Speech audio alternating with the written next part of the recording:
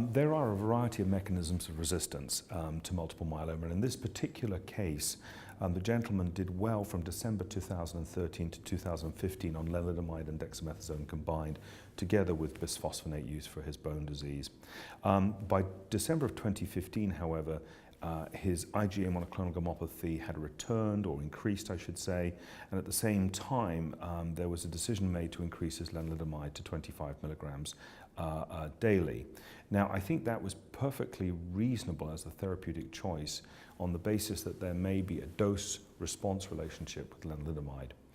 In our own practice, we tend to think of classes of drugs, and so what we would say is that if on an immunomodulator the patient is doing reasonably well but has a biochemical progression, rather like the case before, we might say, well, what can we add to that that might be better in terms of outcome? Now, steroids in someone like this, an older gentleman, has its caveats. Steroid side effects are very real.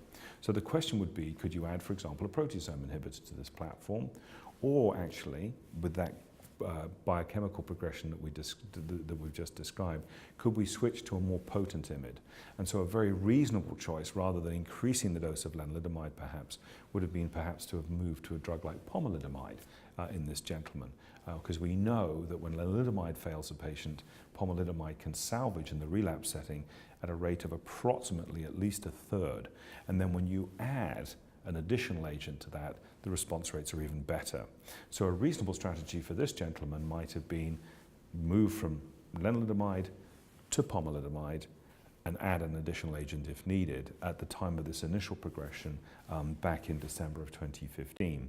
So that's one particular approach to resistance, i.e. can you adjust your IMiD class or add an additional class of drug to circumvent the resistance pathways that have emerged.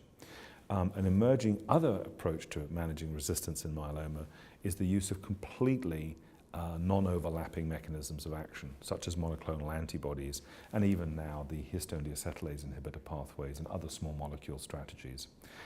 All of those are attractive, but I think it's important to remember that the sort of backbone approach to therapy in myeloma remains immunomodulation and proteasome inhibition, and appropriately adding to that platform probably has the strongest rationale. So in sum, myeloma mechanisms of resistance are complex. They're both within the myeloma and in the microenvironment, but in a therapeutic sense, how we challenge them is to think about how we can appropriately adjust what we're already using and add to it in a rational combinatorial fashion to overcome the resistance that may be emerging.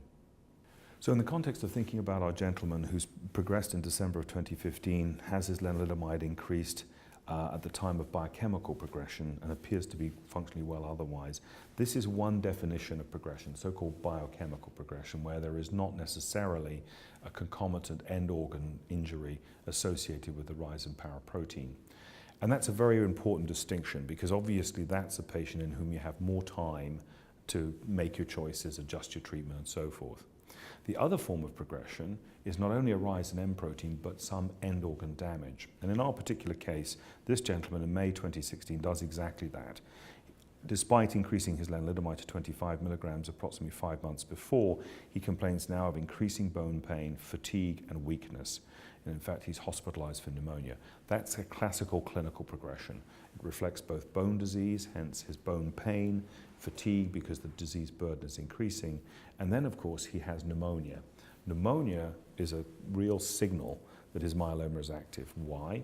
Because pneumonia, of course, is a function of immune paresis in this patient, and his immune system is literally compromised by his progressive myeloma, and we recognize that infection is really, in my clinical experience, a very important signal that a person's disease may be becoming more difficult to control. And on that note, his laboratory findings absolutely confirm that. So we see both biochemical and end organ damage.